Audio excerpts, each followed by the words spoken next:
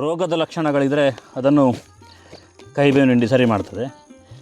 Growth promoter ಆಗಿ ತುಂಬ ಚೆನ್ನಾಗಿ ರಾಸಾಯನಿಕ ಗೊಬ್ಬರಕ್ಕಿಂತನೂ ಹೆಚ್ಚಾಗಿ ಹರಳು ಹಿಂಡಿ ಇದೆಲ್ಲ ಕೆಲಸ ಮಾಡಿ. ಇವತ್ತಿನ ಹುಡುಗಿಯರಿಗೆ, ತಾಯಂದರಿಗೆ, ವಯಸ್ಸಾಗಿರೋರಿಗೆ, ಎಲ್ಲರಿಗೆ, ಹೆಂಗಸರುಗಳಿಗೆ ಮೇಕಪ್ ಅಂತ ಹೇಳಿದ್ರೆ ಆಯಿತು.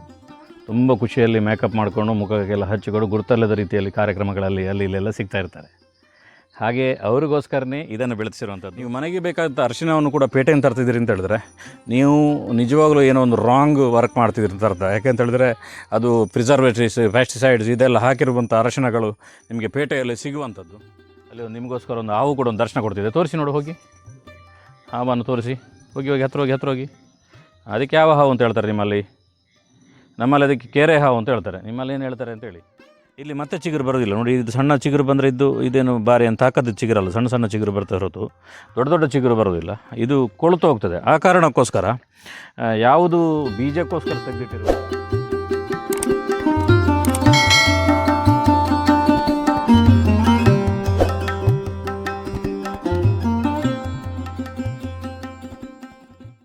ಸಂಪೂರ್ಣ ಸಹಜ ಕೃಷಿ ಯೂಟ್ಯೂಬ್ ಚಾನಲ್ನ ಎಲ್ಲ ವೀಕ್ಷಕರಿಗೂ ನಮಸ್ಕಾರ. ನಾನು ಶಿವಪ್ರಸಾದ್ ಮಲೆಬೆಟ್ಟು. ಬ್ರೇಕ್ ಆದಮೇಲೆ ಸುಮಾರು 4 ದಿನದಿಂದ ಕಂಟೆಂಟ್ಗಳನ್ನು ಹಾಕ್ತಾಯಿದ್ದೇನೆ. ನಾನು ಮೊನ್ನೆ ಫಸ್ಟ್ ವೀಡಿಯೋದಲ್ಲಿ ನಿಮಗೆಲ್ಲರೂ ಕೂಡ ರಿಕ್ವೆಸ್ಟ್ ಮಾಡಿದ್ದೆ, ನೀವೆಲ್ಲರೂ ಕೂಡ ಸಬ್ಸ್ಕ್ರೈಬ್ ಮಾಡಿ ಬೆಂಬಲಿಸಿ ಅಂತೇಳಿ. ತುಂಬ ಬಾರಿ ಗೊತ್ತಿರೋರೊಂದು ಮಾತು ಹೇಳ್ತಾರೆ, ದೇವ್ರ ಹತ್ರನೂ ಕೂಡ ನಾವು ಬೇಡ್ಕೊಂಡಿಲ್ಲ ಅಂತ ಹೇಳಿದ್ರೆ ವರಗಳನ್ನು ಕೊಡೋದಿಲ್ಲ ಅಂತೇಳಿ.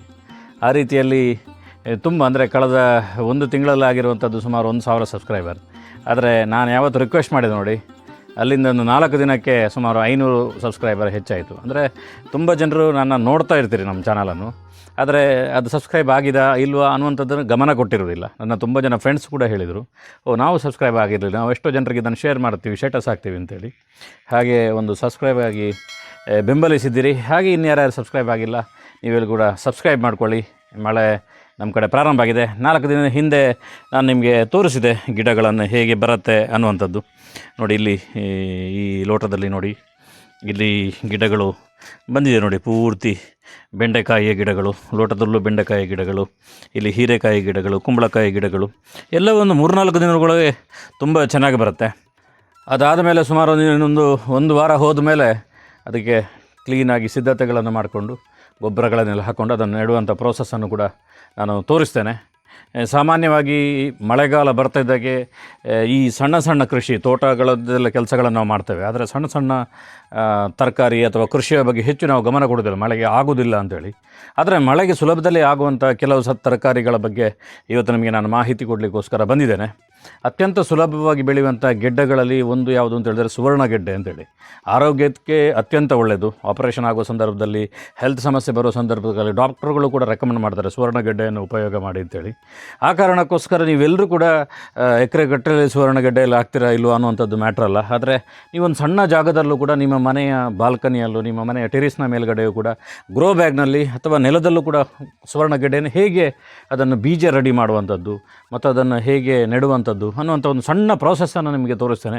ಅದಾದ ಮೇಲೆ ಮಳೆಗಾಲದ ಸಂದರ್ಭದಲ್ಲಿ ಇನ್ನೇನೇನೇನು ತರಕಾರಿಗಳನ್ನು ನಾನು ನೆಟ್ಟಿದ್ದೇನೆ ಅನ್ನುವಂಥದ್ದನ್ನು ಕೂಡ ತೋರಿಸ್ತೇನೆ. ಬನ್ನಿ, ಸುವರ್ಣಗೆಡ್ಡೆಯ ಒಂದು ಡೀಟೇಲ್ ಆಗಿರುವಂಥ ಮಾಹಿತಿಯನ್ನು ಪಡೆಯೋಣ. ಹೆಚ್ಚಾಗಿ ಈ ಸುವರ್ಣಗೆಡ್ಡೆಯನ್ನು ಚಿಕ್ಕಮಗಳೂರು ಜಿಲ್ಲೆ ಹೆನ್ನಾರಪುರ ಭಾಗದಲ್ಲಿ, ಕೊಪ್ಪ ಭಾಗದಲ್ಲಿ, ಅದೇ ಮೈಸೂರು ಭಾಗದ ಪಿರಿಯಾಪಟ್ಟಣ ಭಾಗದಲ್ಲಿ, ಕೊಡಗಿನ ಕುಶಾಲನಗರ ಭಾಗದಲ್ಲಿ, ಕೆಲವು ಮಲೆನಾಡು ಭಾಗದಲ್ಲಿ ಹೆಚ್ಚಾಗಿ ಬೆಳೀತಾರೆ. ಇದಕ್ಕೆ ನಮ್ಮ ಕಡೆ ಸುವರ್ಣಗೆಡ್ಡೆ, ತುಳುವಲ್ಲಿ ಕೇನೆ ಅಂತ ಕೂಡ ಹೇಳ್ತಾರೆ. ಗೆಡ್ಡೆಗೆ ಕೆಟಗೆ ಸೇರಿರುವಂಥ ಒಂದು ಗೆಡ್ಡೆ. ನಿಮ್ಮ ಕಡೆ ಯಾವ ಹೆಸರಲ್ಲಿ ಕರೀತಾರೆ ಅಂತೇಳಿ ಕಮೆಂಟ್ ಮಾಡಿ. ಇದನ್ನು ನಾನು ಅಂಗಡಿಯಿಂದ ತಂದಿರುವಂಥದ್ದು, ಪೇಟೆಯಿಂದ. ಇದನ್ನು ಪರ್ಚೇಸ್ ಮಾಡಿ ಇದರಲ್ಲಿ ಗಿಡ ಮಾಡ್ಬೋದಾ ಅನ್ನುವಂಥದ್ದನ್ನು ನೀವು ಕೇಳುವುದಾದರೆ ನೋಡಿ, ಈ ರೀತಿ ಸುವರ್ಣಗೆಡ್ಡೆ ಇರ್ತದೆ. ಇಲ್ಲಿ ನೋಡಿ, ಇಲ್ಲಿ ಒಂದು ಕಡೆಯಲ್ಲಿ ಒಂದು ಚಿಗುರು ಬಂದಿದೆ, ಇದನ್ನು ಕಟ್ ಮಾಡಿದ್ದಾರೆ. ಅದೇ ರೀತಿಯಲ್ಲಿ ಇಲ್ಲಿ ಒಂದು ಚಿಗುರು ಬಂದಿದೆ, ಇದನ್ನು ಕಟ್ ಮಾಡಿದ್ದಾರೆ. ಈ ರೀತಿ ಚಿಗುರು ಕಟ್ ಮಾಡಿರುವಂಥ ಯಾವುದು ಗೆಡ್ಡೆಗಳಿದೆ ಅದನ್ನು ನಾವು ಗಿಡಗಳನ್ನು ಮಾಡಲಿಕ್ಕೆ ಉಪಯೋಗ ಮಾಡಬಾರ್ದು. ಯಾಕೆ ಅಂತ ಹೇಳಿದರೆ, ಇದು ಆಲ್ರೆಡಿ ಮಣ್ಣಿನೊಳಗಿತ್ತು ಮಳೆ ಬರುವಾಗ. ಆಗ ಇಲ್ಲೊಂದು ಚಿಗುರು ಬಂದಿದೆ, ಇಲ್ಲೊಂದು ಚಿಗುರು ಬಂದಿದೆ. ಇದನ್ನು ನೀವು ಈ ರೀತಿ ಕಟ್ ಮಾಡಿ ನೀವು ಭೂಮಿಗೆ ಹಾಕಿದರೆ ಇಲ್ಲಿ ಮತ್ತೆ ಚಿಗುರು ಬರೋದಿಲ್ಲ ನೋಡಿ. ಇದು ಸಣ್ಣ ಚಿಗುರು ಬಂದರೆ ಇದೇನು ಭಾರಿ ಅಂತ ಹಾಕೋದು ಚಿಗುರಲ್ಲ, ಸಣ್ಣ ಸಣ್ಣ ಚಿಗುರು ಬರ್ತಾ ಹೊರತು ದೊಡ್ಡ ದೊಡ್ಡ ಚಿಗುರು ಬರೋದಿಲ್ಲ. ಇದು ಕೊಳ್ತು ಹೋಗ್ತದೆ. ಆ ಕಾರಣಕ್ಕೋಸ್ಕರ ಯಾವುದು ಬೀಜಕ್ಕೋಸ್ಕರ ತೆಗೆದಿಟ್ಟಿರುವಂಥದ್ದು ಮತ್ತು ಮಳೆ ಬರುವಾಗ ಮೊನ್ನೆಯಿಂದ ಭೂಮಿ ಅಡಿಯಲ್ಲಿ ಯಾವುದು ಇಲ್ಲ, ಯಾವುದು ಇಲ್ಲಿ ಚಿಗುರಿರಲ್ಲ, ಆ ರೀತಿಯ ಸುವರ್ಣಗೆಡ್ಡೆಯನ್ನು ಆಯ್ಕೆ ಮಾಡಬೇಕಾಗತ್ತೆ.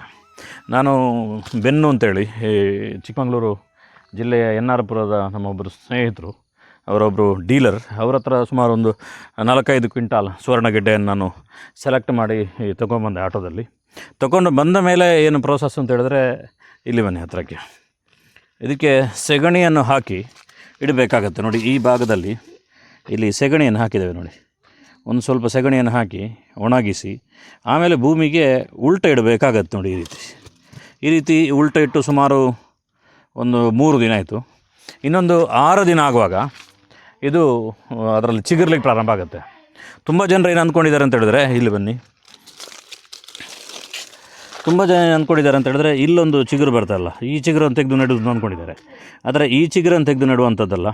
ನೋಡಿ, ಇದರಲ್ಲಿ ನೋಡಿ 1, 2, 3, 4, 5 ಚಿಗುರುಗಳು ಬಂದಿದೆ. ಈಗ ಈ ಒಂದು ಗೆಡ್ಡೆಯಲ್ಲಿ 5 ಚಿಗುರನ್ನು ಉಪಯೋಗ ಮಾಡಿ 5 ಗಿಡಗಳನ್ನು ಮಾಡಲಿಕ್ಕೆ ಆಗ್ತದೆ. ನೋಡಿ, ಈ ರೀತಿ ಸೆಗಣಿ ಹಾಕಿದಾಗ ನೋಡಿ, ಇಲ್ಲಿಯೂ ಕೂಡ ಚಿಗುರ್ಲಿಕ್ಕೆ ಶುರು ಆಗುತ್ತೆ ನೋಡಿ. ಇಲ್ಲಿ ಸಣ್ಣ ಸಣ್ಣ ಚಿಗುರುಗಳು, ಈ ಚಿಗುರುಗಳು ಯಾವುದೇ ಉಪಯೋಗಕ್ಕೆ ಬರುವುದಿಲ್ಲ ಮತ್ತು ಈ ಮಧ್ಯದಲ್ಲಿರುವಂಥ ಚಿಗುರೇ ಉಪಯೋಗಕ್ಕೆ ಬರುವಂಥದ್ದು. ಈ ರೀತಿಯದ್ದು ಕಟ್ ಮಾಡಲಿಕ್ಕೆ ಟ್ರೈ ಮಾಡ್ತೇನೆ.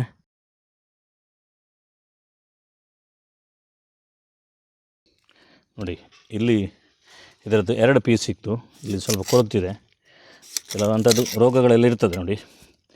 ಅದನ್ನು ಕಟ್ ಮಾಡಬೇಕು, ಯಾಕಂದರೆ ಅದು ಮತ್ತು ಇಡೀ ಗೆಡ್ಡೆನೇ ಕೊಳೆಯುವಂಥ ಸಾಧ್ಯತೆಗಳಿರ್ತದೆ. ಈಗ ಇದರಲ್ಲಿ 2 ಇದೆ, ಕರೆಕ್ಟಾ? 2ರಲ್ಲಿ 2 ಚಿಗುರಿದೆ, ಇಲ್ಲೊಂದಿದೆ ಇಲ್ಲೊಂದಿದೆ. ಇದನ್ನು ನೋಡಿ ಈ ರೀತಿ ಮಧ್ಯದಿಂದ ಕಟ್ ಮಾಡಿ ನೋಡಿ. ಒಂದು ಗೆಡ್ಡೆ ಆಯಿತು, ಒಂದು ಚಿಗುರು, ಇನ್ನೊಂದು ಗೆಡ್ಡೆ, ಇನ್ನೊಂದು ಚಿಗುರು. ಈ ಚಿಗುರನ್ನೇ ತೆಗೆದು ನೋಡೋಕ್ಕಾಗಲ್ಲ, ಇಷ್ಟು ದೊಡ್ಡ ಪೀಸನ್ನು ನೆಡಬೇಕಾಗತ್ತೆ. ಯಾಕಂದರೆ ತಕ್ಷಣಕ್ಕೆ ಈ ಎನರ್ಜಿ ಈ ಗಿಡಕ್ಕೆ ಸಿಗುತ್ತೆ. ಅದರಿಂದಾಗಿ ಗಿಡ ತುಂಬ ಸಾಲಿಡಾಗಿ, ಫಸ್ಟ್ ಗೊಬ್ಬರನೇ ಈ ಗೆಡ್ಡೆನೇ ಉಪಯೋಗ ಮಾಡಿಕೊಂಡು ಈ ಗಿಡ ಬೆಳೆಯುವಂಥದ್ದು. ನೋಡಿ, ನಾನೀಗ ನೆಡಲಿಕ್ಕೆ ಇಷ್ಟು ದೊಡ್ಡದಾಗಿರುವಂಥ ಗ್ರೋ ಬ್ಯಾಗನ್ನು ಉಪಯೋಗ ಮಾಡಿದ್ದೇನೆ. ಸುವರ್ಣಗೆಡ್ಡೆಯಲ್ಲಿ ತುಂಬ ಬೇರುಗಳು ಬರ್ತದೆ, ತುಂಬ ಗೆಡ್ಡೆಗಳು ಬರ್ತದೆ ತುಂಬ ದೊಡ್ಡದಾಗಿ. ಅದಕ್ಕೋಸ್ಕರ ನೋಡಿ 4 ಬೀಜಗಳು ರೆಡಿಯಾಗಿದೆ ನೆಡಲಿಕ್ಕೆ. ಇದು ಸಣ್ಣದು, ಇದು ದೊಡ್ಡದು, ಇದೊಂದು ಮೀಡಿಯಮ್ ಇದೆ. ಈ ಮೀಡಿಯಮ್ ಆಗಿರೋದನ್ನು ಆಯ್ಕೆ ಮಾಡ್ತೇನೆ. ಇದನ್ನು ದೊಡ್ಡದನ್ನು ಆಯ್ಕೆ ಮಾಡಿಕೊಂಡ್ರೆ ಈ ಗ್ರೋ ಬ್ಯಾಗ್ ಹರಿದು ಹೋಗ್ಬೋದು, ಅಷ್ಟು ದೊಡ್ಡ ಗೆಡ್ಡೆ ಇದರಲ್ಲಿ ಆಗ್ತದೆ. ಆ ಕಾರಣಕ್ಕೋಸ್ಕರ ಗ್ರೋ ಬ್ಯಾಗಲ್ಲಿ ನಾವು ಉಪಯೋಗ ಮಾಡುವಾಗ ಈ ರೀತಿ ಒಂದು ಸಣ್ಣ ಲೆವೆಲ್ನ ಗಿಡಗಳನ್ನು ಎಲ್ಲ ಆಯ್ಕೆ ಮಾಡಿಕೊಳ್ಬೇಕು. ಹೆಚ್ಚಾಗಿ ಬೇಸಿಗೆ ಕಾಲದಲ್ಲಿ ನಾವು ಗ್ರೋ ಬ್ಯಾಗಲ್ಲಿ ಬೇರೆ ಬೇರೆ ಗಿಡಗಳನ್ನು ನೆಡ್ತೇನೆ. ನೋಡಿ, ಇದೊಂದು ಬಸಳೆದು ನೀವು ನೋಡಿರ್ಬೋದು. ಇದಕ್ಕಿಂತ ಮೊದಲು ಗ್ರೋ ಬ್ಯಾಗಲ್ಲೂ ಬಸಳೆ ನೆಡಬಹುದು ಅಂತೇಳಿ ಸುಮಾರು ಒಂದು 6 ತಿಂಗಳು ನಮಗೆ ವಾರಕ್ಕೆ ಒಂದೊಂದು ಪದಾರ್ಥಕ್ಕೆ ಬಸಳೆ ಕೊಟ್ಟಿತ್ತು. ಇದು ಬಸಳೆ ನೀರು ಸ್ವಲ್ಪ ಹೆಚ್ಚಾಗಿ ಸತ್ತೋಗಿದೆ.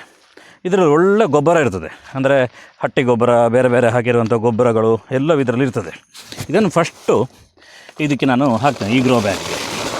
ಅಂದರೆ ಇಡೀ ವರ್ಷದಲ್ಲಿ ಹಾಕಿರುವಂಥ ಬಸಳೆಗೆ ಉಪಯೋಗ ಆಗದಿರುವಂಥ ಎಷ್ಟೋ ರೀತಿಯ ಗೊಬ್ಬರಗಳು ಇದರಲ್ಲಿ ಇರ್ತದೆ ನೋಡಿ. ನೋಡಿ, ಇದರಲ್ಲಿ ಗೊಬ್ಬರ ಮಾತ್ರ ಅಲ್ಲ ನೋಡಿ, ಗ್ರೋ ಬ್ಯಾಗಲ್ಲಿ ಎರೆಹುಳು. ಹೆಚ್ಚಾಗಿ ಸುವರ್ಣಗೆಡ್ಡೆ ನೆಡುವಾಗ ಮೇಲಗೆ ಹೆಚ್ಚು ನೆಡುವಂಥದ್ದಲ್ಲ, ಅಡಿಗೆ. ಯಾಕೆ ಅಂತ ಹೇಳ್ತೇನೆ ನಾನು ನಿಮಗೆ. ಇಲ್ಲಿ ನೋಡಿ, ಇಲ್ಲಿ ಬರ್ತಾ ಇರುವಂಥದ್ದು ಬೇರು ಇಲ್ಲಿ ಅಲ್ಲ, ಈ ಅಡಿಯಲ್ಲಿ ಬರ್ತಾ ಇಲ್ಲ, ಇಲ್ಲಿ ಬೇರು ಬರ್ತಿದೆ. ಆ ಕಾರಣಕ್ಕೋಸ್ಕರ ಈ ಜಾಗದಲ್ಲಿ ಈ ರೀತಿ ನೆಟ್ಟಾಗ ಮತ್ತೆ ಮಣ್ಣು ಹಾಕ್ಲಿಕ್ಕೆ ಇರ್ತದೆ ಇದರ ಮೇಲೆ. ಅದಕ್ಕೋಸ್ಕರ ಹೆಚ್ಚು ಮೇಲಕ್ಕೆ ನೆಡಕ್ಕೆ ಹೋಗಬಾರ್ದು. ಸಾವಯವ ರೀತಿಯಲ್ಲಿ ನಾವು ಬೇಸಿಗೆಗಾಲದಲ್ಲಿ ಬೇರೆ ಬದುಗಳಲ್ಲಿ ಕೃಷಿ ಮಾಡಿರ್ತೀವಲ್ಲ, ಆ ಮಣ್ಣನ್ನು ಹೆಚ್ಚು ಉಪಯೋಗ ಮಾಡ್ಕೋಬೇಕು. ನೋಡಿ, ಇದರಲ್ಲಿ ಯಾವುದೋ ಒಂದು ಸಾಲು ನೆಟ್ಟಿದ್ವಿ ನಾವು, ಅದು ಚೆನ್ನಾಗಿರುತ್ತೆ ನೋಡಿ. ಆ ಮಣ್ಣನ್ನು ಇದಕ್ಕೆ ಹಾಕ್ತೇವೆ ನೋಡಿ, ಸ್ವಲ್ಪ ಬೂಸ್ಟರ್ ಆಗಿ. ನಮ್ಮ ಮನೆಯಲ್ಲಿ ಯಾವುದಿದೆ ಆ ಗೊಬ್ಬರ ಆಗ್ತದೆ. ಇದು ಕಹಿಬೇವು ಮತ್ತು ಹರಳೆಣ್ಣೆ ಮಿಕ್ಸ್ ಆಗಿರುವಂಥದ್ದು. ಇದನ್ನು ಸ್ವಲ್ಪ ಹಾಕ್ಕೊಳ್ತೇನೆ ನೋಡಿ. ಇದು ಒಲೆಯ ಬೂದಿ ಸುವರ್ಣಗೆಡ್ಡೆಗೆ ತುಂಬ ಇಂಪಾರ್ಟೆಂಟ್. ಬೂದಿ ಹೆಚ್ಚು ಹಾಕಿದರೆ ಕೆರೆಯುವುದು ಕಡಿಮೆ ಆಗ್ತದೆ ಅಂತಲೂ ಹೇಳ್ತಾರೆ. ಇದಕ್ಕೆ ಪೂರ್ತಿ ಮಣ್ಣು ಹಾಕಿ, ಇಲ್ಲಿದೆ, ಹೆಚ್ಚು ಮಣ್ಣು ಹಾಕಬಾರ್ದು. ಅಂದರೆ ಒಂದು ಸ್ವಲ್ಪ ಯಾವುದು ಗೆಡ್ಡೆ ಬೀಜವನ್ನು ನಾವು ನೆಡ್ತೇವೆ ಅದರಿಂದ ಸುಮಾರು 1 ಇಂಚಷ್ಟು ಮಣ್ಣು ಹಾಕಬೇಕು. ಇನ್ನೊಂದಷ್ಟು ಸ್ವಲ್ಪ ಮೇಲ್ಗಡೆಗೆ ಹಾಕಿದ್ದೇನೆ ಹರಳಿಂಡಿ ಮತ್ತು ಕಹಿಬೇವಿನ ಹಿಂಡಿ. ಇದರಲ್ಲಿ ಏನಾದರೂ ರೋಗದ ಲಕ್ಷಣಗಳಿದ್ದರೆ ಅದನ್ನು ಕಹಿಬೇವಿನ ಹಿಂಡಿ ಸರಿ ಮಾಡ್ತದೆ. ಗ್ರೋತ್ ಪ್ರಮೋಟರ್ ಆಗಿ ತುಂಬ ಚೆನ್ನಾಗಿ ರಾಸಾಯನಿಕ ಗೊಬ್ಬರಕ್ಕಿಂತನೂ ಹೆಚ್ಚಾಗಿ ಹರಳಿಂಡಿ ಇದರಲ್ಲಿ ಕೆಲಸ ಮಾಡ್ತದೆ. ಸ್ವಲ್ಪ ಬೂದಿಯನ್ನು ಕೂಡ ಹಾಕ್ತೇನೆ. ಹಾಕಿದ ಮೇಲೆ ಇದರ ಮೇಲೆ ಖಾಲಿ ಹಾಗೆ ಇಡಲಿಕ್ಕೆ ಹೋಗಬಾರ್ದು. ಯಾಕಂದರೆ ನೇರ ನೀರು ಬಿದ್ದಾಗ ಅದು ತುಂಬ ವ್ಯತ್ಯಾಸಗಳಾಗುವ ಸಾಧ್ಯತೆಗಳಿದೆ, ಮಣ್ಣು ಹಾರಿ ಕೆಳಗೆ ಬೀಳುವ ಸಾಧ್ಯತೆಗಳಿದೆ. ಅದಕ್ಕೋಸ್ಕರ ಸ್ವಲ್ಪ ಕಸ ಕಡ್ಡಿಗಳನ್ನು ಎಲ್ಲಿಂದ ಅಂತ ಹೇಳಿದರೆ ಎಲ್ಲಿ ಸಿಗ್ತದೆ ನೋಡಿ ಈ ರೀತಿ ಎಲ್ಲೆಲ್ಲಿಂದನೂ ತರಬೇಕು ಅನ್ನುವಂಥದ್ದನ್ನಿಲ್ಲ. ನೋಡಿ ಇವಾಗ ಇದಕ್ಕೆ ಕಸ ಎಲ್ಲ ಹಾಕಿ ಇದರದ್ದೆಲ್ಲ ರೆಡಿ ಆಯಿತು. ಇಷ್ಟೇ ಕೆಲಸ ಮಾಡಿದರೆ ಸಾಕು. ಇನ್ನೂ ಒಂದೂವರೆ ತಿಂಗಳಾದ ಮೇಲೆ ಅದರದ್ದು ತೋರಿಸ್ತೇನೆ ನಿಮಗೆ ಗಿಡ ಎಷ್ಟು ದೊಡ್ಡದಾದ ಮೇಲೆ ಅಂತ. ಒಂದೂವರೆ ತಿಂಗಳಾದ ಮೇಲೆ ಪುನಃ ಒಂದು ಬಾರಿ ಸುಡುಮಣ್ಣು, ಬೂದಿ, ಇನ್ಯಾವುದಾದ್ರೂ ಜೀವಾಮೃತ ಗೊಬ್ಬರಗಳನ್ನೆಲ್ಲ ಹಾಕಿ ಮತ್ತೊಂದು ಬಾರಿ ಗೊಬ್ಬರವನ್ನು ಹಾಕಿದರೆ ಸಾಕು. 2 ಬಾರಿ ಗೊಬ್ಬರವನ್ನು ಹಾಕಿದರೆ ಒಂದು 500 ಗ್ರಾಮ್, ಅರ್ಧ ಕೆ ಜಿ ಇತ್ತು ಗೆಡ್ಡೆ. ಇದರಲ್ಲಿ ಸುಮಾರು ಒಂದು 5 ಕೆ ಜಿಯ ಗೆಡ್ಡೆ ನಿಮಗೆ ಸಿಗುತ್ತೆ. ಇವತ್ತು ಮಾರ್ಕೆಟಲ್ಲಿ ಸುಮಾರು ಒಂದು 50 ರೂಪಾಯಿ ಇದೆ ಒಂದು ಕೆ ಜಿಗೆ. 5 ಕೆ ಜಿ 250 ರೂಪಾಯಿ ಆಯಿತು. ಸಣ್ಣ ಗ್ರೋ ಬ್ಯಾಗಲ್ಲಿ ಖರ್ಚು ಮಾಡೋದು ಕಡಿಮೆ, ಅದರೊಟ್ಟಿಗೆ ಕೆಮಿಕಲ್ ಹಾಕದೇ ಇರುವಂಥದ್ದು ಸಾವಯವ ರೀತಿಯ ಅತ್ಯದ್ಭುತವಾಗಿರುವಂಥ ಒಂದು ಸುವರ್ಣ ಗೆಡ್ಡೆ ನಮಗೆ ಸಿಕ್ಕಿದೆ. ನೋಡಿ ಗ್ರೋ ಬ್ಯಾಗಲ್ಲಿ ನೆಟ್ಟಾಯಿತು. ಇನ್ನೆಷ್ಟೋ ಜನರ ಮನೆ ಪಕ್ಕ ಜಾಗ ಇರ್ತದೆ, ಸಣ್ಣ ಕಾರಿಡಾರ್ ಇರ್ತದೆ, ಕಾಂಪೌಂಡ್ ಪಕ್ಕದಲ್ಲಿ ಸಣ್ಣ ಜಾಗ ಇರ್ತದೆ, ಅಥವಾ ತೋಟದ ಮಧ್ಯದಲ್ಲಿ ತುಂಬ ಜಾಗ ಇರ್ತದೆ. ಅದರಲ್ಲಿ ಹೇಗೆ ನೆಡುವಂಥದ್ದು ಅಂತ ಇದೆಲ್ಲವೂ ಕೂಡ ಸಾವಯವ ರೀತಿಯ ಮೆಥಡ್, ನಮ್ಮದೇ ಮೆಥಡ್. ಇಲ್ಲಿ ಸ್ವಲ್ಪ ನೋಡಿ ನಾವು ಭೂಮಿಯನ್ನು ಸ್ವಲ್ಪ ಮೆದು ಮಾಡ್ಕೊಳ್ಬೇಕು. ನೋಡಿ ಈ ರೀತಿ ಸ್ವಲ್ಪ ಮೆದು ಮಾಡಿಕೊಂಡು ಒಂದು ಸಣ್ಣದಾಗಿರುವಂಥ ಒಂದು ಗುಂಡಿ ರೀತಿಯಲ್ಲಿ ಮಾಡ್ಕೊಳ್ಬೇಕು. ಹೆಚ್ಚು ಗುಂಡಿ ಅಲ್ಲ, ಸುಮಾರು ಒಂದು 4 ಇಂಚು ಗುಂಡಿ ಸಾಕು. ಹೆಚ್ಚು ನೀವು ಗುಂಡಿ ಹಾಕ್ತಿದ್ದಾಗೆ ಭೂಮಿಗೆ ಒತ್ತಡ ಹೆಚ್ಚಾಗುತ್ತೆ. ಭೂಮಿ ಅಲ್ಲಿ ನಿಮ್ಮ ಗೆಡ್ಡೆ ಬೆಳೀಲಿಕ್ಕೆ ಕಷ್ಟ ಆಗುತ್ತೆ. ಅದಕ್ಕೋಸ್ಕರ ಕೇವಲ 4 ಇಂಚಷ್ಟು ಮಾತ್ರ ಅದಕ್ಕೆ ಮೇಲ್ಗಡೆಯಿಂದ ಮಣ್ಣು ಹಾಕಲಿಕ್ಕೆ ಇರುವಂಥದ್ದು. ನೋಡಿ ಈ ರೀತಿ ಒಂದು ಗೆಡ್ಡೆ ಮಾಡಿಕೊಂಡೆ, ಗುಂಡಿ ಮಾಡಿಕೊಂಡೆ, ಮಧ್ಯದಲ್ಲಿ ಒಂದು ಸಣ್ಣ ಒಂದು ಗುಂಡಿಯನ್ನು ಮಾಡ್ಕೊಂಡಿದ್ದೇನೆ. ಅದಕ್ಕೀಗ ತುಂಬ ದೊಡ್ಡದಾಗಿರುವಂಥದ್ದನ್ನೇ ಇಡ್ತೇನೆ. ಯಾಕಂದರೆ ಎಷ್ಟು ದೊಡ್ಡದು ಬೇಕಾದರೂ ಇದರಲ್ಲಿ ನಾವು ಇಡ್ಬೋದು. ಯಾಕಂದರೆ ಇಲ್ಲಿ ಮಣ್ಣಲ್ಲಿ ನಾವು ಮಾಡ್ತಿರುವಂಥದ್ದು, ಅದರಿಂದಾಗಿ ಗ್ಯಾಪಲ್ಲಿ ಎಲ್ಲಿ ಬೇಕಾದರೂ ಕವರ್ ಆಗುತ್ತೆ. ಸ್ವಲ್ಪ ಮಣ್ಣನ್ನು ಹಾಕ್ತೇನೆ. ನೇರ ಅದಕ್ಕೆ ಗೊಬ್ಬರವನ್ನು ಹಾಕಿದರೆ ಕೊಳಿಲಿಕ್ಕೆ ಶುರು ಆಗ್ಬೋದು. ಅದಕ್ಕೋಸ್ಕರ ಮಣ್ಣನ್ನು ಹಾಕ್ತೇನೆ. ಬೂದಿಯನ್ನು ಸ್ವಲ್ಪ ಹಾಕ್ತೇನೆ. ನೋಡಿ ಹರಳಿ ಎಣ್ಣೆ ಮತ್ತು ಕೈಬೇವಿನ ಹಿಂಡಿ ಇದನ್ನು ಸ್ವಲ್ಪ ಹಾಕ್ತೇವೆ. ಅಂದರೆ ಬೇರಿನ ಎಲ್ಲ ಲೇಯರ್ಗಳಿಗೆ ಸಿಗಬೇಕು ಅಂತೇಳಿ. ಅದರ ಜೊತೆಗೆ ಸ್ವಲ್ಪ ಎರೆಹುಳುಗಳನ್ನು, ಸೂಕ್ಷ್ಮ ಜೀವಿಗಳನ್ನು ಆಕರ್ಷಣೆ ಮಾಡೋಕ್ಕೆ ಜೀವಾಮೃತದ ಮಡ್ಡಿದೆ, ಅದನ್ನು ಸುತ್ತಾಕ್ತೇನೆ. ನಿಮಗೆ ಆ ಗ್ರೋ ಬ್ಯಾಗಿಗೆ ಯಾಕೆ ಹಾಕಲಿಲ್ಲ ಅಂತ ಕ್ವಶನ್ ಬರ್ಬೋದು. ಅದು ಈಗ ಹಾಕಿದರೆ ಆಲ್ರೆಡಿ ನೀರೆಲ್ಲ ಮೇಲ್ಗಡೆಯಿಂದ ಬಿದ್ದು ಕೊಳೆಯುವ ಸಾಧ್ಯತೆಗಳಿದೆ. ಗಿಡ ಆದಮೇಲೆ ಜೀವಾಮೃತವನ್ನು ಹಾಕ್ತೇನೆ. ಇವಾಗ ಭೂಮಿಗಾದರೆ ಅಲ್ಲಿ ಜಾಗ ಇರ್ತದೆ, ಸ್ಪೇಸ್ ಇರ್ತದೆ. ಅದಕ್ಕೋಸ್ಕರ ಎಷ್ಟು ಬೇಕಾದರೂ ನಿಮಗೆ ಅದರಲ್ಲಿ ಕವರ್ ಆಗ್ತದೆ. ಇಲ್ಲಿ ಗೆಡ್ಡೆ ಇದೆ, ಈ ಬೇರುಗಳು ಇಲ್ಲಿಗೆ ಮೇಲಕ್ಕೆ ಬರಲಿಕ್ಕೆ ಶುರು ಆಗುತ್ತೆ. ಆವಾಗ ಈ ಗೊಬ್ಬರವನ್ನು ಈ ರೀತಿ ಸಗಣಿ ಗೊಬ್ಬರ, ಕೋಳಿ ಗೊಬ್ಬರ, ಕುರಿ ಗೊಬ್ಬರ ಯಾವುದಾರು ಆಗ್ಬೋದು. ನನ್ನ ಹತ್ರ ಈಗ ಸದ್ಯಕ್ಕೆ ಇತ್ತು, ನಿಮಗೆ ತೋರಿಸ್ಲಿಕ್ಕೋಸ್ಕರ ಇದನ್ನು ಉಪಯೋಗ ಮಾಡಿದೆ. ಈಗ ಮೇಲ್ಗಡೆಯಿಂದ ಇದು ಬರ್ತಿದ್ದಾಗೆ ಈ ಗೊಬ್ಬರ ಸಿಗುತ್ತೆ. ಈ ಗೊಬ್ಬರ ಸಿಗ್ತಿದ್ದಾಗೆ ತುಂಬ ಸಾಲಿಡಾಗಿ ಮೇಲಕ್ಕೆ ಏಳಲಿಕ್ಕೆ ಪ್ರಾರಂಭ ಆಗುತ್ತೆ. ಇದಕ್ಕೂ ಕೂಡ ಮೇಲ್ಗಡೆಗೆ ಸ್ವಲ್ಪ ಯಾವುದು ಕಸ ಸಿಗ್ತದೆ, ಆ ಕಸವನ್ನು ಮೇಲ್ಗಡೆ ಹಾಕಬೇಕಾಗತ್ತೆ. ತುಳುವಲ್ಲಿ ಇದಕ್ಕೆ ನಮ್ಮಲ್ಲಿ ಬಜಾವು ಅಂತ ಹೇಳೋದು, ತರಗೆ ಎಲೆಗಳು ಅಂತ, ಒಣಗಿದ ಕಸಗಳು ಅಂತ. ನೋಡಿ ಇನ್ನೊಂದು 10-15 ದಿನದಲ್ಲಿ ಚಿಗುರ್ಲಿಕ್ಕೆ ಪ್ರಾರಂಭ ಆಗುತ್ತೆ. ಆಮೇಲೆ 2 ಬಾರಿ ಮಣ್ಣನ್ನು ಚೆನ್ನಾಗಿ ಕೊಟ್ಟರೆ ಸೂಪರಾಗಿರುವಂಥ ಸುವರ್ಣ ಗಿಡ. ಅದಕ್ಕಿಂತ ಸಾಲಿಡ್ ಆಗಿದ್ದು ಬರ್ತದೆ. ಯಾಕಂದರೆ ಇಲ್ಲಿ ಸ್ಪೇಸ್ ಇರ್ತದೆ, ಆ ಬೇರುಗಳಿಗೆ ಹೋಗಲಿಕ್ಕೆ ತುಂಬ ವ್ಯಾಪ್ತಿ ಇರ್ತದೆ. ಮತ್ತು ಬೇರೆ ಮಣ್ಣಿನಿಂದನೂ ಕೂಡ ಗೊಬ್ಬರವನ್ನು ಹೇಳ್ಕೊಳ್ಳಿಕ್ಕೆ ಅದಕ್ಕಾಗತ್ತೆ. ಮತ್ತು ನೆಟ್ಟು 1 ತಿಂಗಳಾಗಿರುವಂಥದ್ದು ಹೇಗಿದೆ ಅನ್ನೋಂಥದ್ದು ತೋರಿಸ್ತೇನೆ. ಅದರ ಜೊತೆಗೆ ಇಲ್ಲಿ ನೋಡಿ ಎಷ್ಟು 1-2 ಮಳೆಗೆ ಹೇಗೆ ಗರಿಗಿದ್ರು ಜೀರಿಗೆ ಮೆಣಸು. ನೋಡಿದ್ದು ನೋಡಿ, ಬಿಳಿ ಜೀರಿಗೆ ಮೆಣಸು ಆಗಲಿ ಪ್ರಾರಂಭ ಆಯಿತು. ಮಳೆ ಬರ್ತಾ ಇದ್ದಾಗೆ ಅದರ ಲಕ್ಷಣಗಳೇ ಬೇರೆ. ಬನ್ನಿ ಅದನ್ನು ಕೂಡ ತೋರಿಸ್ತೇನೆ ನಿಮಗೆ. ಸಹಜವಾಗಿ ಕೃಷಿ ಮಾಡುವವರಿಗೆ ಗೆಡ್ಡೆಗಳಷ್ಟು ಒಳ್ಳೆ ತರಕಾರಿ ಮತ್ತು ಗೆಡ್ಡೆಗಳಷ್ಟು ಒಳ್ಳೆ ನಿಮಗೆ ಕೃಷಿ ಮಾಡೋದು ಬೇರೆ ಯಾವುದೂ ಸಿಗಲಿಕ್ಕಿಲ್ಲ. ಯಾಕೆ ಅಂತ ಹೇಳಿದ್ರೆ ಗೆಡ್ಡೆಗೆ ನೀವು ಪ್ರತಿ ವರ್ಷ ಬೀಜ ಹಾಕಬೇಕಾಗಿಲ್ಲ. ಯಾಕೆಂದರೆ ನಿಮಗೆ ಉದಾಹರಣೆ ತೋರಿಸ್ತೇನೆ. ನೋಡಿ ಇಲ್ಲಿ ನೋಡಿ, ಇದು ನೋಡಿ, ಇದೊಂದು ಗೆಡ್ಡೆ ನೋಡಿ, ಇದು ಚಿಗುರಿರೋದು ನೋಡಿ, ಇದೊಂದು ಚಿಗುರು ತೋರಿಸಿ ಕ್ಲೀನಾಗಿ ನೋಡಿ. ಇದೊಂದು ಗೆಡ್ಡೆ, ಈ ಗೆಡ್ಡೆ ನೋಡಿ, ಈ ಗೆಡ್ಡೆ ಹಾಗೆ ಇತ್ತು. ಇದನ್ನು ನನಗೆ ತೆಗಿಲಿಕ್ಕೆ ಪುರುಸೋದಾಗಲಿಲ್ಲ, ಅದಕ್ಕೋಸ್ಕರ ಮತ್ತೆ ಚಿಗುರಿ ಪ್ರಾರಂಭ ಆಯಿತು. ಇಷ್ಟು ದೊಡ್ಡ ಗೆಡ್ಡೆ ಯಾವುದಿದೆ ಇದಕ್ಕಿಂತ 2 ಪಟ್ಟು ದೊಡ್ಡದಾಗಿ ಗೆಡ್ಡೆ ಬೆಳೀತದೆ. ನೋಡಿ ಇಲ್ಲೊಂದು ಗೆಡ್ಡೆ, ಇಲ್ಲೊಂದು ಚಿಗುರಿ ಇಲ್ಲಿ ಮೇಲೆ ಹೋಗ್ಲಿಕ್ಕೆ ಪ್ರಾರಂಭ ಆಯಿತು. ಗೆಡ್ಡೆಗಳು ನಮಗೋಸ್ಕರ ಕಾಯುವುದಿಲ್ಲ, ಅದು ಸಹಜವಾಗಿ ಒಂದು ಕಾಡಿನ ಉತ್ಪನ್ನಗಳು. ಆ ಕಾರಣಕ್ಕೋಸ್ಕರ ಅದಕ್ಕೆ ಗೊಬ್ಬರ ಹಾಕಬೇಕು, ಇನ್ನೊಂದೇನು ಹಾಕಬೇಕು, ಏನೂ ಹಾಕಬೇಕಾಗಿಲ್ಲ. ನೋಡಿ ಇಲ್ಲಿ ಕಳೆದ ಬಾರಿ ಬಳ್ಳಿ ಬಟಾಟೆ ಹಾಕಿದ್ದೆ, ಅದು ಎಲ್ಲಿ ಸತ್ತೋಗಿತ್ತು ಏನಾಗಿತ್ತು ಅಂತಲೂ ಗೊತ್ತಿರಲಿಲ್ಲ. ಈ ಬಾರಿ ಅದರ ಅಡಿಯಲ್ಲಿರುವಂಥ ಗೆಡ್ಡೆ ಪುನಃ ಚಿಗುರಿಕೊಂಡು ಮೇಲೆ ಹೋಗ್ಲಿಕ್ಕೆ ಪ್ರಾರಂಭ ಆಗಿತ್ತು. ನೋಡಿ ಅಡಿಕೆಯ ಮೇಲ್ಗಡೆಗೆ ಅಲ್ಲಿ ತೋರಿಸಂತೆ ನೋಡಿ, ಅಲ್ಲಿ ಅದು ಎಲೆ ಕಾಣ್ತಿರುವಂಥದ್ದು ಬಳ್ಳಿ ಬಟಾಟೆ ಮೇಲ್ಗಡೆ ಅಶ್ವತ್ಥಾಕಾರದ ರೀತಿಯಲ್ಲಿ ಎಲೆಗಳಿದೆಲ್ಲ. ಗೆಡ್ಡೆಗಳ ಕೆಪಾಸಿಟಿ ಇರುವಂಥದ್ದು ಹೀಗೆ.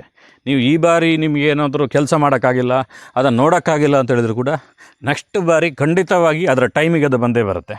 ಅದೇ ರೀತಿಯಲ್ಲಿ ನೋಡಿ, ಇದು ಒಂದು ಅರಶಿನ, ಇದು ಮಾವಿನ ಶುಂಠಿ ಅಂತೇಳಿ ಅದರದ್ದೊಂದು ಬೆಡ್. ಇದು ಮಾವಿನ ಶುಂಠಿ ನಿಮ್ಗೆ ಗೊತ್ತಿರ್ಬೋದು, ಮಾವಿನ ರೀತಿಯಲ್ಲೇ ಟೇಸ್ಟ್ ಇರುವಂಥ ಒಂದು ಶುಂಠಿ.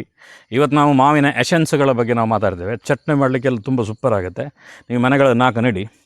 ಅದರಲ್ಲಿ ಕಳೆದ ಬಾರಿ ನಾನು ಮಾಡಿದ ಸುವರ್ಣ ಗೆಡ್ಡೆಯಲ್ಲಿ ಯಾವುದೋ ಒಂದು ಗೆಡ್ಡೆ ಒಂದು ಪೀಸ್ ಅಲ್ಲಿ ಉಳಿದಿತ್ತು. ಆ ಉಳಿದಿರೋ ಪೀಸ್ ನೋಡಿ ಇದು ಬಂದಿದೆ. ಅಂದರೆ ನನಗೆ ಬೇರೆ ನಾನು ನೆಡುವಾಗ ಲೇಟಾಗಿದೆ, ಇದು ಬಂದು ಸುಮಾರು ಒಂದು 20 ದಿನ ಆಯಿತು. ನೋಡಿ ಎಷ್ಟು ಚೆನ್ನಾಗಿ ಬಂದಿದೆ. ಈ ಆ್ಯಂಗಲ್ಗೆ ಇನ್ನು ಮುಂದಕ್ಕೆ ಇಲ್ಲಿ ಬೇರುಗಳು ಬರಲಿಕ್ಕೆ ಪ್ರಾರಂಭ ಆಗಿದೆ. ಇಲ್ಲಿ ತೋರಿಸಿ ನೋಡಿ, ಇಲ್ಲಿ ಈ ಬಿಳಿ ಬೇರುಗಳು ಯಾವುದಿದೆ ನೋಡಿ, ಈ ಬೇರುಗಳು ಕಾಣ್ತಿದೆ ಅಲ್ಲ, ಈ ಎಲ್ಲ ಬೇರುಗಳು ಇದರ ಬೇರುಗಳು. ಅದರ ಮೇಲ್ಗಡೆಗೆ ಗೊಬ್ಬರ ಹಾಕ್ತಾ ಹೋದಾಗೆ ಗೆಡ್ಡೆಗಳು ದೊಡ್ಡದಾಗುತ್ತೆ. ನೋಡಿ, ಇಲ್ಲೊಂದಾಗಿದೆ, ಇಲ್ಲೊಂದಾಗಿದೆ, ಈ ರೀತಿ ತುಂಬ ಅಲ್ಲಲ್ಲಲ್ಲಿ ಆಗ್ತಾ ಇರ್ತದೆ. ಅದಾದ ಮೇಲೆ 1 ತಿಂಗಳಿಗಿಂತ ಮೊದಲು ನೀರು ಬಿದ್ದಿದೆ ಒಂದು ಭಾಗಕ್ಕೆ. ಆ ಭಾಗಕ್ಕೆ ಅದು ಕೂಡ ಒಂದು ಪಿಕಪ್ ಆಗಿದೆ. ಸುಮಾರು 1 ತಿಂಗಳಾಯಿತು ಆ ಗೆಡ್ಡೆಗೆ. ಬನ್ನಿ ಅದನ್ನು ನಿಮಗೆ ತೋರಿಸ್ತೇನೆ. ನೋಡಿ, ಇದೊಂದು ಪೀಸ್ಗೆ, ಇದಕ್ಕೆ ನಾವು ಅಡಿಕೆಗೆ ನೀರು ಹಾಕುವಾಗ 1 ತಿಂಗಳಾಯಿತು. 1 ತಿಂಗಳಿಗಿಂತ ಮೊದಲು ಇಷ್ಟು ಬೆಳೆದಾಗಿದೆ, ಸಾಲಿಡ್ ಆಗ್ತದೆ. ನೋಡಿ, ಇಲ್ಲೂ ಕೂಡ ಬೇರುಗಳ ಮೇಲೆ ಬರಲಿಕ್ಕೆ ಪ್ರಾರಂಭವಾಗಿ ನೋಡಿ, ಕಾಣ್ತಾ ಇದೆಯಾ ಬಿಳಿ ಬೇರುಗಳು ನೋಡಿ. ಆ ಕಾರಣಕ್ಕೋಸ್ಕರ ಯಾವ ಕಾರಣಕ್ಕೂ ಮೇಲ್ಗಡೆಯಿಂದ ಇದಕ್ಕೆ ಹಾಕ್ತಾ ಇರಬೇಕಾಗತ್ತೆ. ನಾನು ಆಗ ಹೇಳಿದೆ ಮಳೆಗಾಲದಲ್ಲಿ ಏನೇನು ಕೃಷಿಯನ್ನು ಮಾಡ್ಬೋದು ಅಂತ. ಪೈನಾಪಲ್ ನೆಡಲಿಕ್ಕೆ ಇದೊಂದು ತುಂಬ ರೈಟ್ ಟೈಮ್. ಇದು ಇಲ್ಲಿ ತೋರಿಸಂತೆ ಹೀಗೆ, ಇದು ಕಳೆದ ಬಾರಿ ನೆಟ್ಟಿರುವಂಥದ್ದು. ಅದಕ್ಕೆ ಹೆಚ್ಚೇನು ಗೊಬ್ಬರ ಕೆಲಸ ಮಾಡೋಕ್ಕಾಗಿಲ್ಲ, ಆದರೂ ಕೂಡ ಈ ಟೈಮ್ಗೆ ನೆಡಬೋದು. ನೋಡಿ, ಒಂದು 50 ಪೈನಾಪಲ್ಗಳು ನೋಡಿ, ಎಲ್ಲ ಅಡಿಕೆ ರಂಬುಟನ್ನ ಮಧ್ಯದಲ್ಲಿ ಪೈನಾಪಲ್ನ ಹಾಕಿದ್ದೇವೆ. ನೋಡಿ, ಇಲ್ಲಿ ಪೈನಾಪಲು ಒಂದರಲ್ಲಿ ಆಗಿದೆ, ಅಲ್ಲಲ್ಲಿ ಆಗ್ತಾಯಿರ್ತದೆ. ಅದಾದ ಮೇಲೆ ವೆರೈಟಿಗಳು ನೋಡಿ, ಇದೊಂದು ಬ್ಲ್ಯಾಕ್ ಟರ್ಮರಿಕ್ ಅಂತೇಳಿ, ಅಂದರೆ ಕಪ್ಪು ಅರಶಿನ ಅಂತೇಳಿ. ಇದರಲ್ಲೊಂದು ಕಪ್ಪು ನಾಮದ ರೀತಿಯಲ್ಲಿ ಬರ್ತದೆ. ಇದರ ಒಳಗಡೆ ತುಂಬ ಕಪ್ಪಾಗಿರ್ತದೆ. ನಾನೀಗೊಂದು ಫೋಟೋ ತೋರಿಸಿದೆ ನಿಮಗೆ ನೋಡಿ. ಆ ಫೋಟೋದಲ್ಲಿ ಇರುವಂಥ ಗೆಡ್ಡೆ ಇದರಲ್ಲಿ, ಇದು ಈ ಬಾರಿ ತುಂಬ ಹಾಕಿದ್ದೇನೆ. ಯಾಕಂದರೆ ಇದಕ್ಕೆ ಆಯುರ್ವೇದಿಕಲ್ಲಿ ತುಂಬ ಡಿಮಾಂಡ್ ಇದೆ. 1000 ರೂಪಾಯಿ ಅಂತೆಲ್ಲ ಹೇಳ್ತಾರೆ, ಅದೆಲ್ಲ ಸುಮ್ಮನೆ ಬೋಗಸ್, ಯಾರನ್ನ ಮೋಸ ಮಾಡಲಿಕ್ಕೋಸ್ಕರ. ಇದನ್ನು 100 ರೂಪಾಯಿಗೆ ತಗೊಳ್ಳುವಂಥ ಕಸ್ಟಮರ್ಗಳು ನಮ್ಮ ಹತ್ರನೂ ಕೂಡ ಇರ್ತಾರೆ. ಆದರೆ ಇದು ಆಯುರ್ವೇದಿಕಲ್ಲಿ ತುಂಬ ಉಪಯೋಗ ಆಗುತ್ತೆ ಅನ್ನುವಂಥದ್ದನ್ನು ನನಗೆ ಆಯುರ್ವೇದಿಕ್ ಡಾಕ್ಟ್ರುಗಳೇ ತುಂಬ ಬಾರಿ ಹೇಳಿದರು. ಇಲ್ಲಿ ನೋಡಿ, ಇಲ್ಲಿ ತೋರಿಸಿ ನೋಡಿ, ಇಲ್ಲಿ ಅಡಿಕೆ ಇದೆ, ಅಲ್ಲಿ ಅಡಿಕೆ ಇದೆ, ಅಲ್ಲಿ ಅಡಿಕೆ ಇದೆ, ಆ ಕಡೆ ಕಾಳುಮೆಣಸಿದೆ. ಇದೆಲ್ಲ ಇದರ ಮಧ್ಯದಲ್ಲಿ ಗ್ಯಾಪ್ಗಳಲ್ಲಿ ಇದನ್ನು ಹಾಕಿರುವಂಥದ್ದು. ಇದು ತುಂಬ ಚೆನ್ನಾಗಿ ಬೆಳೀತದೆ. ನೀವು ಒಂದು ಬೆಡ್ಡನ್ನು ನೋಡಿ, ಒಂದು ಬೆಡ್ಡನ್ನು ಸ್ವಲ್ಪ ತೋರಿಸಿ ಕ್ಲೀನಾಗಿ. ಒಂದು ಬೆಡ್ಡನ್ನು ಇಷ್ಟನ್ನು ಮಾಡಿದರೆ ನಿಮಗೊಂದು 3-4 ವರ್ಷಕ್ಕೆ ಬೇಕಾದಷ್ಟು ಅರಶಿನ ಖಂಡಿತವಾಗಿ ಇದರಲ್ಲೇ ತಯಾರಾಗ್ತದೆ. ನೀವು ಮನೆಗೆ ಬೇಕಾದ ಅರಿಶಿನವನ್ನು ಕೂಡ ಪೇಟೆಯನ್ನು ತರ್ತಿದ್ದೀರಿ ಅಂತ ಹೇಳಿದ್ರೆ ನೀವು ನಿಜವಾಗ್ಲೂ ಏನೋ ಒಂದು ರಾಂಗ್ ವರ್ಕ್ ಮಾಡ್ತಿದ್ದೀರಿ ಅಂತ ಅರ್ಥ. ಯಾಕೆಂತ ಹೇಳಿದ್ರೆ ಅದು ಪ್ರಿಸರ್ವೇಟಿವ್ಸ್, ಪೆಸ್ಟಿಸೈಡ್ಸ್ ಇದೆಲ್ಲ ಹಾಕಿರುವಂಥ ಅರಿಶಿನಗಳು ನಿಮಗೆ ಪೇಟೆಯಲ್ಲಿ ಸಿಗುವಂಥದ್ದು. ಆ ಕಾರಣಕ್ಕೋಸ್ಕರ ನೀವು ಯಾವುದನ್ನು ಆ್ಯಂಟಿಬಯೋಟಿಕ್ ನಿಮಗೆ ಹೆಲ್ತ್ಗೆ ಒಳ್ಳೆಯದಾಗಬೇಕು, ನಂಜಿಗೆ ಒಳ್ಳೆಯದು, ಬಾಡಿಗೆ ಒಳ್ಳೆಯದು ಅಂತೇಳಿ ಅರಶಿನ ಉಪಯೋಗ ಮಾಡ್ತೀರಿ. ಅದು ಕೆಮಿಕಲ್ ಆಗಿರ್ತದೆ. ಅದಕ್ಕೋಸ್ಕರ ನಿಮ್ಮ ಮನೆಯ ಪಕ್ಕದಲ್ಲಿ ತುಂಬ ಚೆನ್ನಾಗಿರುವಂಥ ಒಂದು ಅರಶಿನದ್ದು ಒಂದು ಬೆಡ್ ಮಾಡಿ ನಿಮ್ಮ ಮನೆ ಪಕ್ಕದಲ್ಲಿ ಕೇಳಿ. ನಿಮ್ಮ ಮನೆಯಲ್ಲಿ ಒಂದು ಮೂಲೆಯಲ್ಲಿ ಇರ್ತದಿಲ್ಲ ಅದು ಒಂದು ಕಡೆ, ಅದನ್ನು ನೆಡುವಂಥ ಪ್ರಯತ್ನವನ್ನು ಮಾಡಿ. ಬನ್ನಿ ಇನ್ನೇನು ಹಾಕಿದ್ದೇನೆ ಅನ್ನೋದು ತೋರಿಸ್ತೇನೆ. ನೋಡಿ, ಇದನ್ನೆಲ್ಲ ಮಾಡಲಿಕ್ಕೆ ಟೈಮ್ ಮೀರೋಯ್ತು ಅನ್ನುವಂಥದ್ದಿಲ್ಲ. ಯಾಕಂದರೆ ನಮ್ಮ ಅದೃಷ್ಟ ಈ ಬಾರಿ ಮಳೆ ತುಂಬ ಲೇಟಾಗಿ ಬಂದಿದೆ. ನೀವು ಯಾರಾದರೂ ಇದನ್ನು ಮಾಡಲಿಕ್ಕೆ ಬಾಕಿ ಇದ್ದರೆ ಖಂಡಿತವಾಗಿ ಇದನ್ನು ಮಾಡ್ಬೋದು. ನೋಡಿ, ನಾವು ಇಲ್ಲಿ ಮಾಡಿರುವಂಥ ಹಿಟಾಚಿಯಲ್ಲಿ ಮಾಡಿರುವಂಥದ್ದು ಪೂರ್ತಿ. ಇದರಲ್ಲಿ ಆಗಿರುವಂಥದ್ದು ನೋಡಿ, ಎಲ್ಲ ಥರಗಳನ್ನು ಹಾಕಿ ಗಿಡ ಎಲ್ಲ ರೆಡಿ ಮಾಡಿದ್ದೇವೆ. ಅಲ್ಲಿ ಒಂದು ನಿಮಗೋಸ್ಕರ ಒಂದು ಹಾವು ಕೂಡ ಒಂದು ದರ್ಶನ ಕೊಡ್ತಿದೆ. ತೋರಿಸಿ ನೋಡಿ, ಹೋಗಿ ಹಾವನ್ನು ತೋರಿಸಿ. ಹೋಗಿ ಹತ್ರ ಹೋಗಿ. ಅದಕ್ಕೆ ಯಾವ ಹಾವು ಅಂತ ಹೇಳ್ತಾರೆ ನಿಮ್ಮಲ್ಲಿ? ನಮ್ಮಲ್ಲಿ ಅದಕ್ಕೆ ಕೆರೆ ಹಾವು ಅಂತ ಹೇಳ್ತಾರೆ. ನಿಮ್ಮಲ್ಲಿ ಏನು ಹೇಳ್ತಾರೆ ಅಂತೇಳಿ. ಯಾವುದು ಜನರಿಗೆ ಮರೆತು ಹೋಗ್ತಿದೆ ಅದನ್ನು ಮತ್ತೆ ಶುರು ಮಾಡಲಿಕ್ಕೆ ಜನರು ಪ್ರಾರಂಭ ಮಾಡಿದ್ದಾರೆ. ಸಾವಯವವನ್ನು ಹುಡುಕೋದು, ಸಾವಯವ ಕೃಷಿಯನ್ನು ಮಾಡೋದು, ಆರ್ಗಾನಿಕ್ ಬೆಳೆದಿರುವಂಥ ವಸ್ತುಗಳನ್ನು ತಗೊಳ್ಳುವಂಥದ್ದು, ಇನ್ಯಾವುದು ಹೆಲ್ತಿ ಫುಡ್ಗಳನ್ನು ನಾವು ಹಿಂದೆ ಪ್ರಿಪೇರ್ ಮಾಡ್ತಿದ್ವಿ ಅದನ್ನು ಮತ್ತೆ ಯೂಸ್ ಮಾಡಲಿಕ್ಕೆ ಶುರು ಮಾಡಿದ್ದಾರೆ. ಅದರ ಪರಿಣಾಮ ಇವತ್ತು ನನಗೆ ತುಂಬ ಕಾಲ್ಗಳು ಬರ್ತದೆ, RR ಕೊಡಿ ಅಂತೇಳಿ. ಅದಕ್ಕೋಸ್ಕರ ನೋಡಿ, ಇದನ್ನು ಬೆಳೆದಿರೋ RR ಅಂತ ಹೇಳ್ತಾರೆ ಇದಕ್ಕೆ. ನಿಮ್ಮಲ್ಲಿ ಏನು ಹೇಳ್ತಾರೆ ಅನ್ನೋವಂಥದ್ದನ್ನು ತೋರಿಸಿ. ನೋಡಿ, ಎಷ್ಟು ಬೆಡ್ ಮಾಡಿದ್ದೇವೆ ನೋಡಿ. ಇದೆಲ್ಲವೂ ಕೂಡ RR ಬೆಡ್ಗಳನ್ನು ಮಾಡಿರುವಂಥದ್ದು ನೋಡಿ. ಇದೆಲ್ಲವೂ ಕೂಡ RR. ನಮ್ಮ ಕರಾವಳಿ ಭಾಗದಲ್ಲಿ ಹಿಂದೆ ಆಲೂಗಡ್ಡೆ ಉಪಯೋಗ ಮಾಡ್ತಿರಲಿಲ್ಲ. ಯಾಕಂದರೆ ಆಲೂಗಡ್ಡೆ ಅನ್ನುವಂಥದ್ದು ಹಾಸನ ಬೇರೆ ಬೇರೆ ಕಡೆ ಬಯಲು ಸೀಮೆಯಿಂದೆಲ್ಲ ಬರ್ತಾಯಿತ್ತು. ಆ ಟೈಮಲ್ಲಿ ನಮ್ಮಲ್ಲಿ ಸಾಂಬ್ರಾಣಿ ಅನ್ನುವಂಥದ್ದು, ಉಡುಪಿ ಭಾಗದಲ್ಲಿ ಎಕರೆಗಟ್ಟಲೆ ಸಾಂಬ್ರಾಣಿ ಬೆಳೀತಾರೆ. ನೋಡಿ, ಇಲ್ಲಿ ನೆಟ್ಟಿದ್ದೇವೆ ನೋಡಿ ಸಾಂಬ್ರಾಣಿ. ಈ ಎಲೆ ನೋಡಿದಾಗ ನೀವು ಯಾವುದು ಚಟ್ನಿ ಇನ್ನೊಂದು ಇದೆಲ್ಲ ಮಾಡ್ತೀರಲ್ಲ ಸಾಂಬ್ರಾಣಿ, ಅದೊಂದು ಅಂದ್ಕೊಳ್ತೀರಿ. ಆ ಸಾಂಬ್ರಾಣಿ ಇದಲ್ಲ, ಇದು ಗೆಡ್ಡೆಯ ಸಾಂಬ್ರಾಣಿ. ಇದು ಇಷ್ಟಿಷ್ಟು ದೊಡ್ಡದಾಗಿರುವಂಥ ಗೆಡ್ಡೆಗಳು ಬರ್ತದೆ, ತುಂಬ ಚೆನ್ನಾಗಿರ್ತದೆ. ಆಲೂಗಡ್ಡೆ ರೀತಿಯಲ್ಲಿ ಇರ್ತದೆ, ಸಾವಯವ ರೀತಿಯಲ್ಲಿ ತುಂಬ ಸೂಪರಾಗಿ ಇದು ಬೆಳೀತದೆ. ನೋಡಿ, ಇಲ್ಲಿ ಇವತ್ತಿನ ಹುಡುಗಿಯರಿಗೆ, ತಾಯಂದರಿಗೆ, ವಯಸ್ಸಾಗಿರೋರಿಗೆ, ಎಲ್ಲರಿಗೆ, ಹೆಂಗಸರುಗಳಿಗೆ ಮೇಕಪ್ ಅಂತ ಹೇಳಿದ್ರೆ ಆಯಿತು. ತುಂಬ ಖುಷಿಯಲ್ಲಿ ಮೇಕಪ್ ಮಾಡಿಕೊಂಡು ಮುಖಕ್ಕೆಲ್ಲ ಹಚ್ಚಿಕೊಂಡು ಗುರುತಲ್ಲದ ರೀತಿಯಲ್ಲಿ ಕಾರ್ಯಕ್ರಮಗಳಲ್ಲಿ ಅಲ್ಲಿ ಇಲ್ಲೆಲ್ಲ ಸಿಗ್ತಾ ಇರ್ತಾರೆ. ಹಾಗೆ ಅವರಿಗೋಸ್ಕರನೇ ಇದನ್ನು ಬೆಳೆಸಿರುವಂಥದ್ದು. ನೋಡಿ, ಇದು ಬೆಳೆಸಿರುವಂಥದ್ದು ಕಸ್ತೂರಿ ಅನ್ನುವಂಥ ಒಂದು ಅರಶಿನ. ಈ ಅರಶಿನ ನೆಟ್ಟು ಕೇವಲ 1 ತಿಂಗಳಾಗ್ತಾ ಬಂತು ನೋಡಿ. ಇದು ಸುಮಾರು 4 ಅಡಿ ಬೆಳೆದಿದೆ. ಇನ್ನೂ ಇದು ಒಂದು 3-4 ತಿಂಗಳಾದಮೇಲೆ ಬೇರೆ ವೀಡಿಯೋ ಮಾಡುವಾಗ ನಿಮಗೆ ತೋರಿಸ್ತೇನೆ. ಇದು ಸುಮಾರು ಈ ಹೈಟಿಗೆ ಬೆಳೀತದೆ. ಇದು ತುಂಬ ದೊಡ್ಡದಾಗುತ್ತೆ. ಇದರ ಕರ್ಕ್ಯುಮಿನ್ ಕಂಟೆಂಟ್ ತುಂಬ ಕಡಿಮೆ ಇದೆ ಅಂತ ಹೇಳ್ತಾರೆ. ಇದನ್ನು ಮಹಿಳೆಯರ ಸೌಂದರ್ಯವರ್ಧಕ್ಕಾಗಿ ಮುಖಕ್ಕೆ ಹಾಲಿನ ಜೊತೆ ಮಿಕ್ಸ್ ಮಾಡಿ ಹಾಕಿದರೆ ಮುಖ ವೈಟ್ ಆಗುತ್ತೆ, ಬ್ರೈಟ್ ಆಗುತ್ತೆ ಅನ್ನುವಂಥದ್ದನ್ನು ಹೇಳ್ತಾರೆ. ಅದಕ್ಕೋಸ್ಕರ ನಾನು ಇದನ್ನು ತುಂಬ ಇಲ್ಲಿ ನೆಟ್ಟಿದ್ದೇನೆ. ಇದಕ್ಕಿಂತ ಮೊದಲು ನಿಮ್ಮ ಕೈತೋಟದ ಬೇರೆ ಬೇರೆ ವೀಡಿಯೋಗಳಲ್ಲಿ ಈ ಜಾಗವನ್ನು ನೀವೆಲ್ಲರೂ ಕೂಡ ನೋಡಿರ್ತೀರಿ. ನೋಡಿ, ಈ ಜಾಗ ಒಂದೇ ಜಾಗ ಬೇರೆ ಬೇರೆ ರೀತಿಯಲ್ಲಿ ಕೆಲಸ ಮಾಡಲಿಕ್ಕೆ ಪ್ರಾರಂಭ ಮಾಡುತ್ತೆ. ಬೇಸಿಗೆ ಕಾಲದಲ್ಲಿ ಇದರ ವಿಧ ವಿಧದ ತರಕಾರಿಗಳನ್ನು ಹಾಕಿದೆ. ತರಕಾರಿ ಹಾಕಿದಾಗ ಸಹಜವಾಗಿ ಅದಕ್ಕೆ ಗೊಬ್ಬರಗಳನ್ನು ಹಾಕಿರ್ತೇನೆ. ಆ ಗೊಬ್ಬರಗಳೆಲ್ಲವನ್ನು ಕೂಡ ಹಾಗೇ ಬಿಟ್ಟರೆ ಮಳೆಗಾಲದ 3 ತಿಂಗಳ ಮಳೆಗೆ ಅದೆಲ್ಲವೂ ಕೊಳೆತು ನೀರಿಲ್ಲದಾಗೆ ಹೋಗ್ತದೆ, ಹೊರಗಡೆಗೆ ಹೋಗ್ತದೆ. ಅದಕ್ಕೋಸ್ಕರ ಅದನ್ನು ಇಳ್ಕೊಂಡು ಬೆಳೆಯುವಂಥ ಗಿಡವನ್ನು ಅರಶಿನವನ್ನು ಹಾಕಿರುವಂಥದ್ದು ಇದರ ಮಧ್ಯದಲ್ಲಿ. ನೋಡಿ, ಇಲ್ಲಿ ಜೀರಿಗೆ ಮೆಣಸಿದೆ, ಇಲ್ಲಿ ಮರಬೆಂಡೆ ಇದೆ, ಇಲ್ಲಿ ನೋಡಿ ಮರಬೆಂಡೆ ಇದೆ. ಆದರೂ ಕೂಡ ಅದರ ಮಧ್ಯದಲ್ಲಿ ಅರಶಿನ ಹಾಕಿರುವಂಥದ್ದು. ಅರಶಿನಕ್ಕೆ ಬೇರೆ ಯಾವುದೇ ಗೊಬ್ಬರಗಳು ಬೇಕಾಗಿಲ್ಲ, ಯಾಕಂದರೆ ಬೇಸಿಗೆಯಲ್ಲಿ ಅಷ್ಟು ಗೊಬ್ಬರವನ್ನು ಇದಕ್ಕೆ ಹಾಕಿದ್ದೇನೆ. ಆ ಕಾರಣಕ್ಕೋಸ್ಕರ ಈ ರೀತಿಯ ಅರಶಿನ, ಕಸ್ತೂರಿ ಅರಶಿನ ಎಲ್ಲಾದರೂ ಸಿಕ್ಕಿದರೂ ಕೂಡ ನೀವು ನೆಡಿ, ನಿಮ್ಮ ಮನೆಯಲ್ಲಿ ಇರುವವರಿಗೆ ಸೌಂದರ್ಯವರ್ಧಕ್ಕಾಗಿದ್ದು ಉಪಯೋಗ ಆಗುತ್ತೆ. ಈ ರೀತಿ ಹಲವಾರು ವಿಧದ ತರಕಾರಿಗಳು, ಬೇರೆ ಬೇರೆ ಗೆಡ್ಡೆಗಳು, ಇನ್ನೊಂದು ತುಂಬ ಇದೆ ಇದನ್ನು ಹೇಳಲಿಕ್ಕೆ. ಆದರೆ ಇವತ್ತು ಇಲ್ಲಿಗೆ ಮುಗಿಸ್ತೇನೆ. ಯಾಕೆ ಅಂತ ಹೇಳಿದ್ರೆ ಒಂದು ಸಲ ಕಡೆ ತೋರಿಸಿದಂತೆ ಪಟ ಅಂತೇಳಿ ಮಳೆ ಶುರುವಾಯಿತು ನೋಡಿ. ಬರ್ರ ಅಂತೇಳಿ ಮಳೆ ಹೊಡಿಲಿಕ್ಕೆ ಪ್ರಾರಂಭ ಆಯಿತು.